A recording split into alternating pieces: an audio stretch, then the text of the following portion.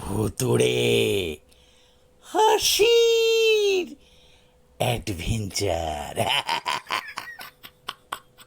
ভুতুড়ে হাসির অ্যাডভেঞ্চারে আজকের অডিও স্টোরি ভূত কিশোরীর বয়ফ্রেন্ড। সৌরভকে যখন ট্রেনটা প্রায় জনমানবহীন স্টেশনে নামিয়ে দিয়ে গেল, তখন রাত বেশ গভীর। হাত ঘড়িতে দেখল রাত 10টা। গ্রামের দিকে রাত 10টা বেশ গভীর রাত, তার উপর যদি ঝড় বৃষ্টি হয়।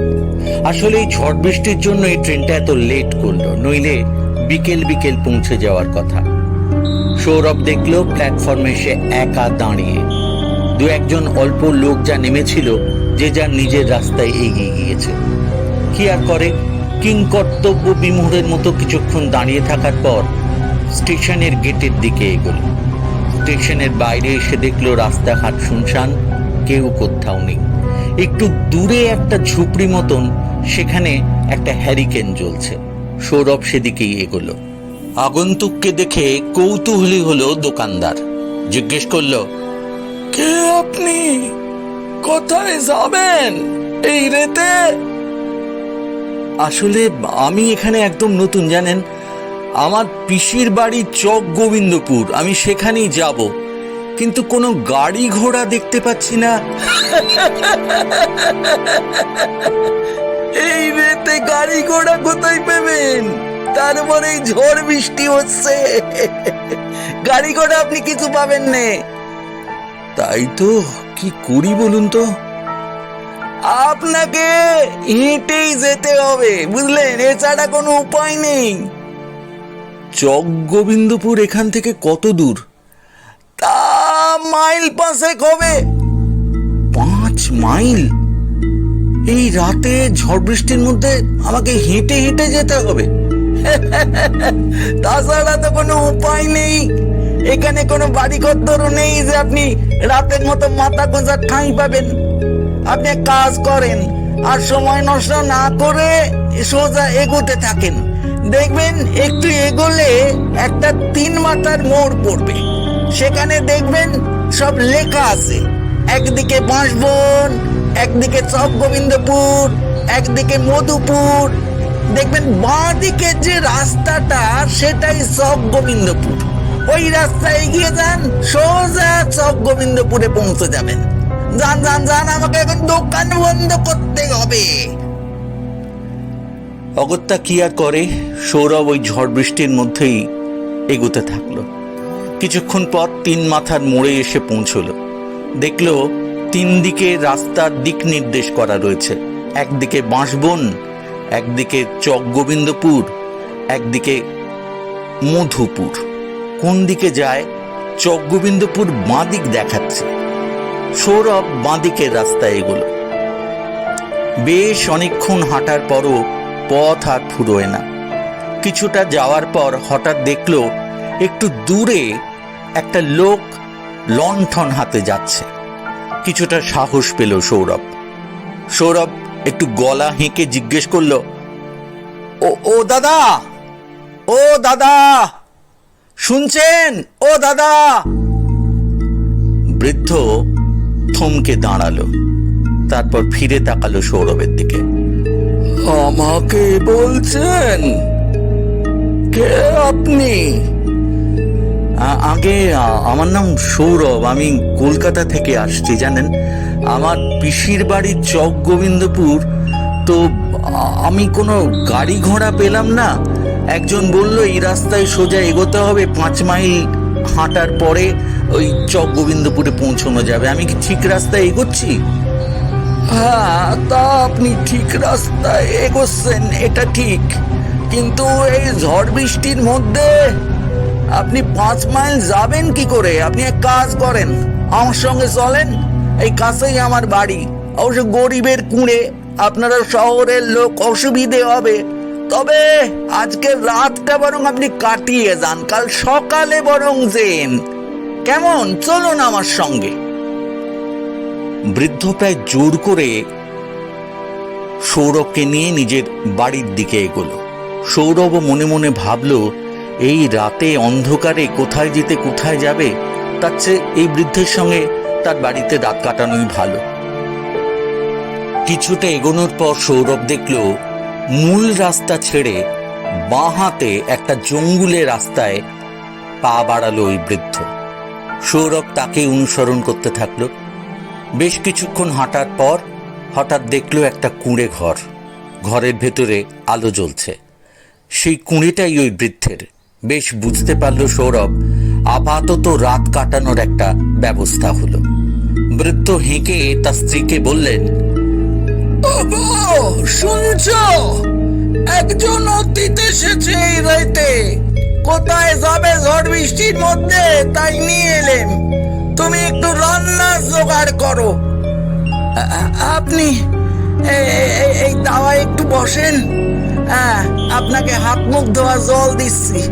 তারপরে পাশের ঘরে একটু বিশ্রাম করেন, খাওয়া হলে ডাকবো।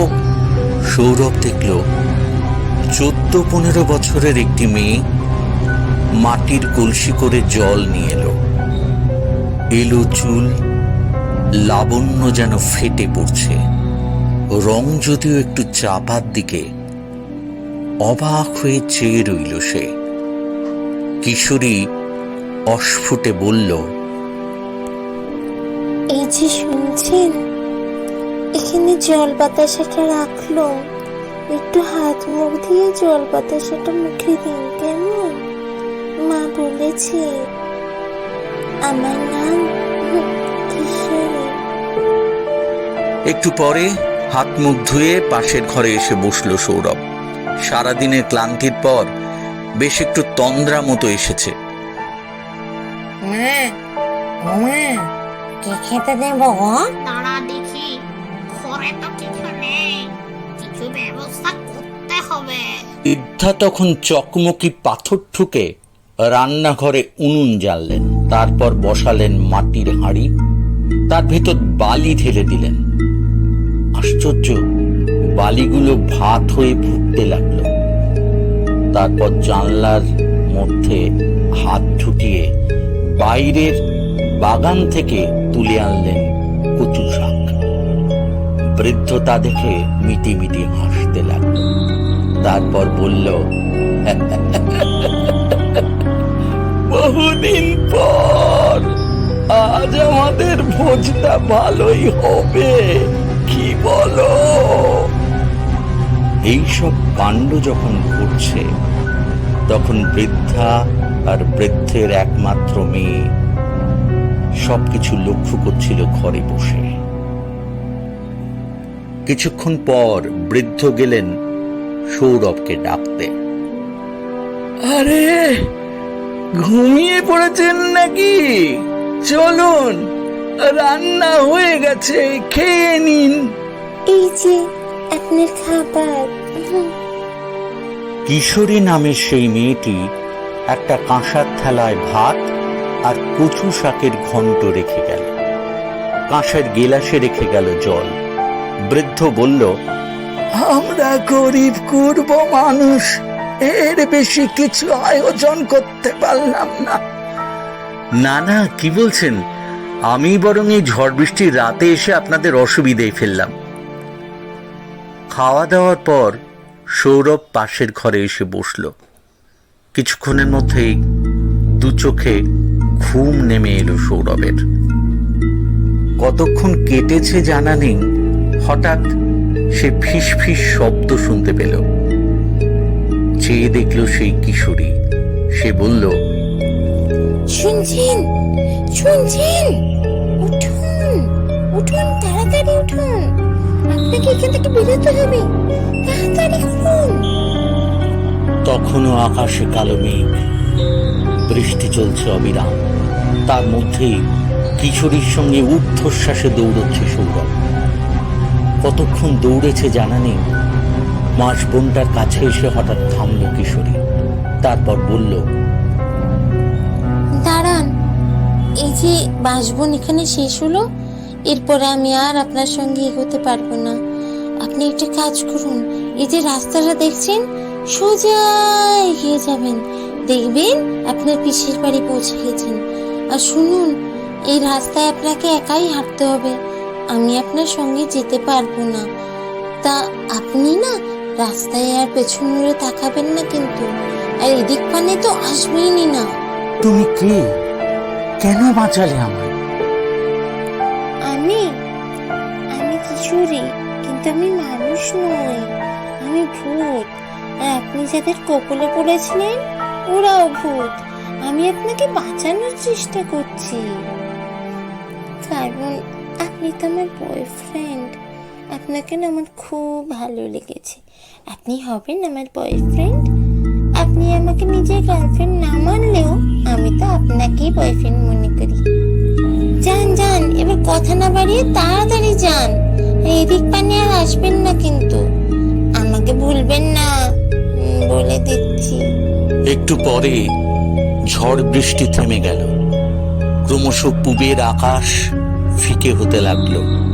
নতুন ভোর, নতুন সকাল। আরো কয়েক ক্রোশ হাঁটার পরে সৌরভ পৌঁছল পিসির বাড়িতে। সেখানে গিয়ে সে শুনল ওই বাঁশ বনে যারা একবার গিয়ে পৌঁছয় তারা কেউ জীবিত ফেরে না। ওই বাঁশ বনে বৃদ্ধ বৃদ্ধা আর তাদের কিশোরী কন্যার অশরীরী আত্মা আজও অতৃপ্ত হয়ে ঘুরে বেড়াচ্ছে। মেয়ের পণের টাকা জোগাড় করতে না পেরে সপরিবারে আত্মহত্যা করেছিল বৃদ্ধ। তারপর থেকে ওই অতৃপ্ত আত্মার খপ্পরে যারা পড়েছে তারা কেউ জীবিত ফেরেনি। আরো একবার কিশোরীর প্রতি কৃতজ্ঞতায় চোখে জল এলো সৌরভে।